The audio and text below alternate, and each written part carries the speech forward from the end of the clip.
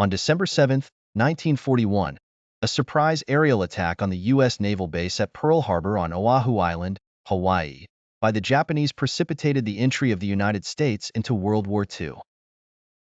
This strike climaxed a decade of worsening relations between the United States and Japan. The Japanese seized Manchuria in 1931 and occupied much of the coast and North China Plain by 1941.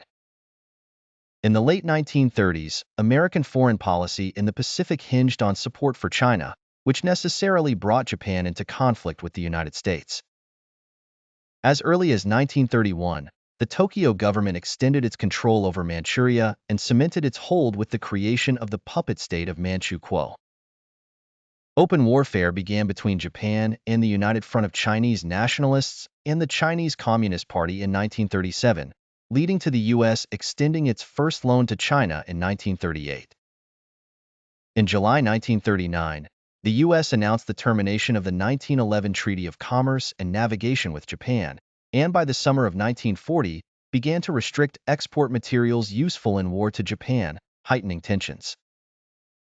By July 1941, Japan had occupied all of Indochina and allied with the Axis powers, leading the U.S. to sever all commercial and financial relations with Japan. Japanese assets were frozen, and an embargo was declared on vital war materials. Militarists in the Tokyo government resented U.S. aid to China and saw the German invasion of the Soviet Union as an opportunity for aggression in the Far East. Negotiations to find an understanding between the United States and Japan took place in the autumn of 1941, but by the end of November, no agreement was possible. Despite continued negotiations up to the day of the attack, the government of Prime Minister Tojo Hideki decided on war. Admiral Yamamoto Isoroku meticulously planned the attack on the U.S. Pacific Fleet to open the way for Japanese conquest of Southeast Asia and the Indonesian archipelago.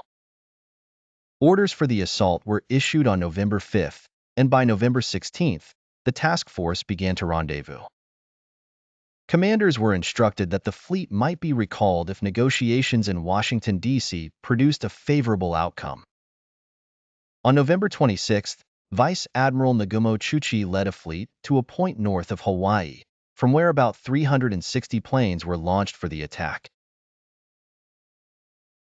The U.S. Pacific Fleet had been stationed at Pearl Harbor since April 1940. Accompanying nearly 100 naval vessels, including 8 battleships, were substantial military and air forces.